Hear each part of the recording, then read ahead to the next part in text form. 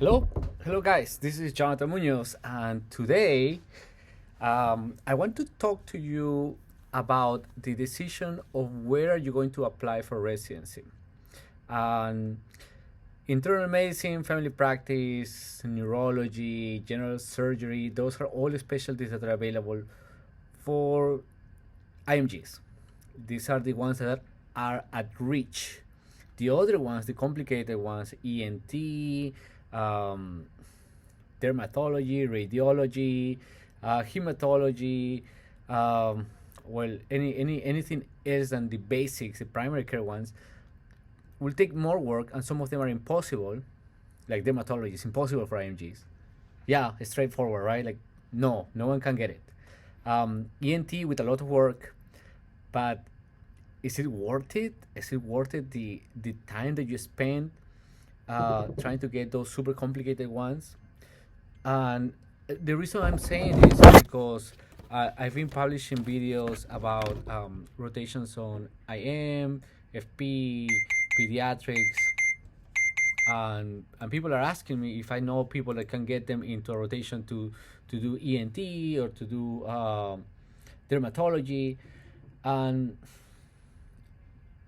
I told those that there's no reason for you to apply to dermatology or ENT. You're gonna waste your time, and but also told them that I don't have anyone that can give them a rotation on those specialties, as I only deal with inpatient care and I don't know much about specialties that do little rotations. So, but I do want to tell you more about what I do, okay? And I'm a hospitalist. A hospitalist is one. It's kind of one it's it's a branch. It's a branch of family practice and family practice and internal medicine. Mainly internal medicine, and now it has also been open to family practice. So, for example, I'm a family practice doctor, and I do only inpatient care.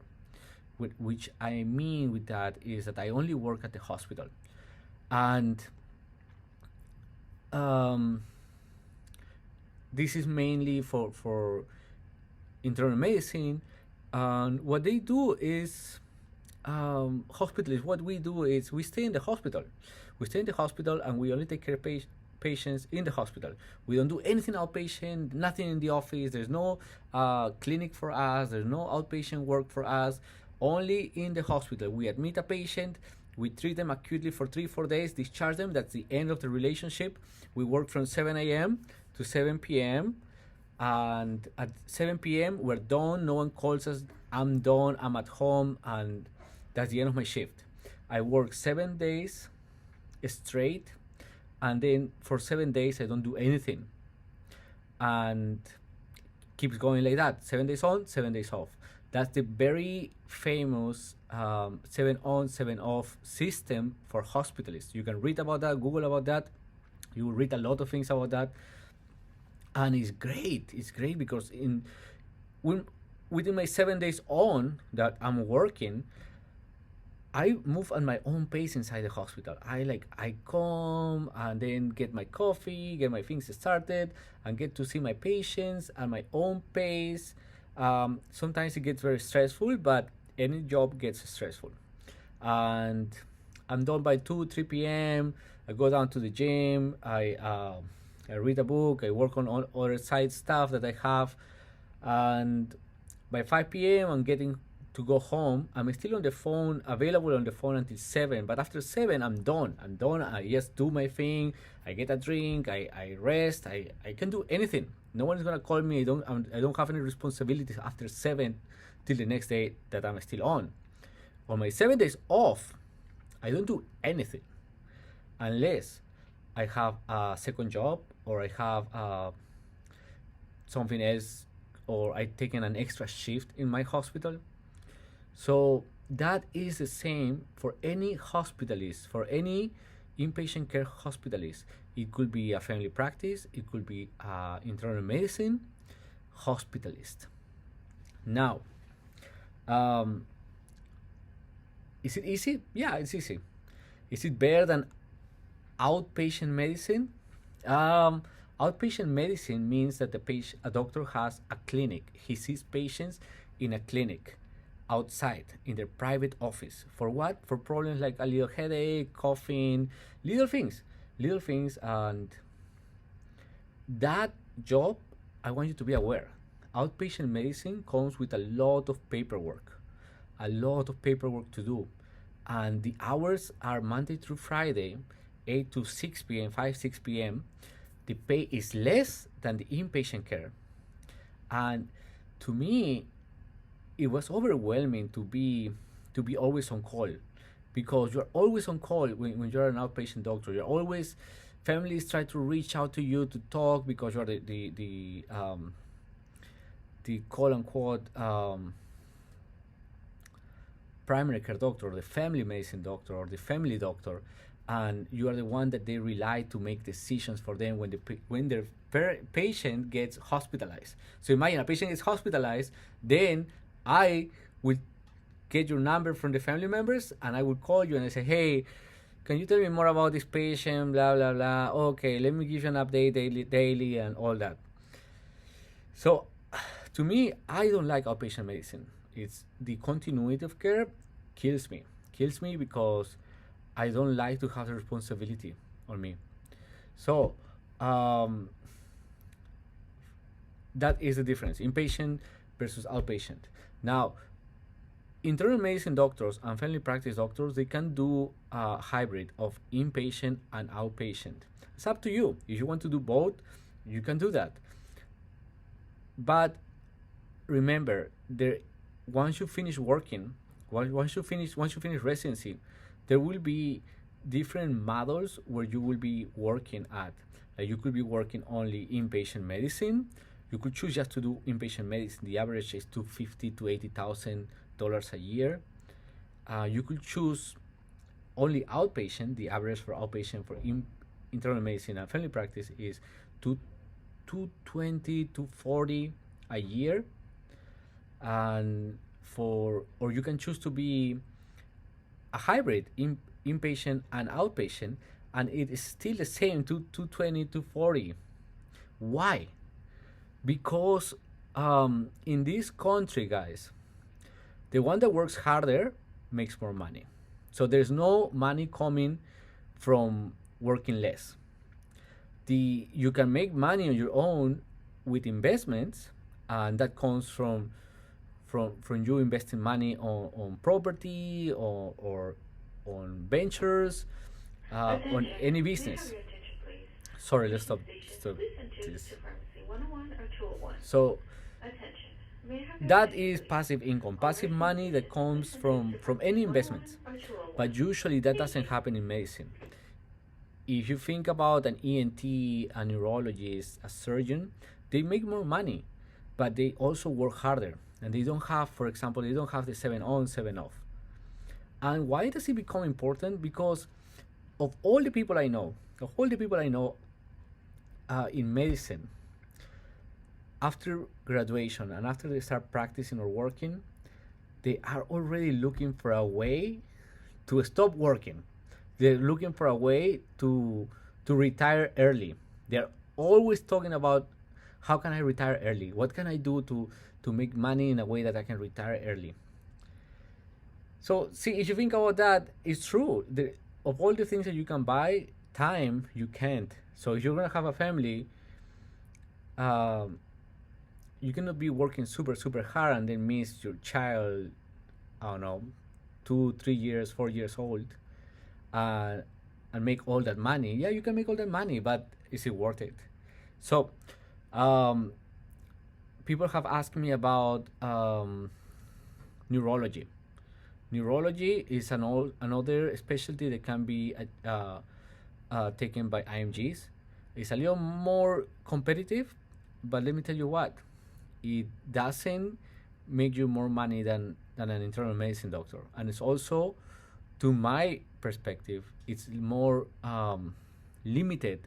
In case you get bored of neurology, you cannot do, for example, skincare, or you cannot do aesthetics because you're a neurologist. But an internal medicine or family practice, they can do aesthetics. They can, like, it's easier to market. And neurologists, if they get bored of working as a neurologist, there's not much that they can do as a side gig other than investing money on real estate or stocks or um, anything else aside of medicine. But for internal medicine, family practice, you can do way more. You can open to obesity, you can open to, I don't know, functional medicine, you can open to lifestyle medicine, different things. But it's different for neurology. It takes a little more marketing for neurology to do those sites that are less clinical, or some of them are clinical too. Um, but for neurology, um, there is also the possibility as a neurologist to work as a hospitalist. It's called a neuro hospitalist. A neuro hospitalist, what does, they also stay in the hospital and they work on shifts of 7 on, 7 off, and they rest for 7 days and they work for 7 days. The salary is about the same as a hospitalist, equal. The amount of work in those 7 days that they are on is hell. It's terrible. It's so much.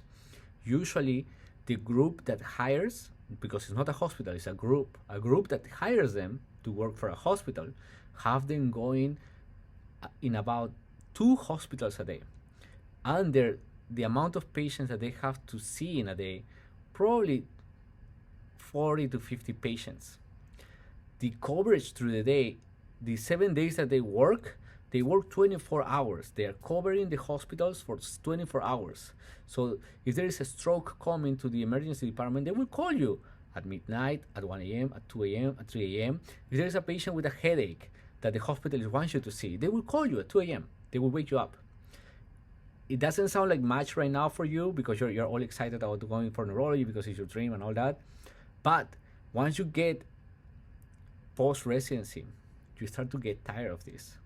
You start to get annoyed by this and say, why? Why did I put myself on this? So yes, neurologists, neuro hospitalists get a lot of work in hospitals. We consult them for everything: altered mental status, seizures, strokes, and they're on the phone all the time. At the end of your 7 days, yeah, you rest for 7 days, but those 7 days that you work are hell. My 7 days working, I love my 7 days. I'm like in the best place I can be here at work. I don't know, it's just I have my own pace. I get to see like 14, 16 patients a day. That's a very manageable number. Anything above 20, 25 gets very difficult. So on top of that, a neuro hospitalist has to drive to the other hospital, and it just gets very complicated. And they get the same amount of money. The neurologists that I know that do neuro hospitalist work, they are not very happy about the amount of work they have to do, but they're already post graduation. So the alternative to neuro hospitalist is outpatient neurologist, which means that you will have an office or a private practice where you will see patients. For a specialist that is not surgical, in this country to make money, to be able to make your $250,000 a year, the amount of patients you have to see is about 30 to 40 patients a day in the office, and that's a lot of work and a lot of responsibility too. So think about that.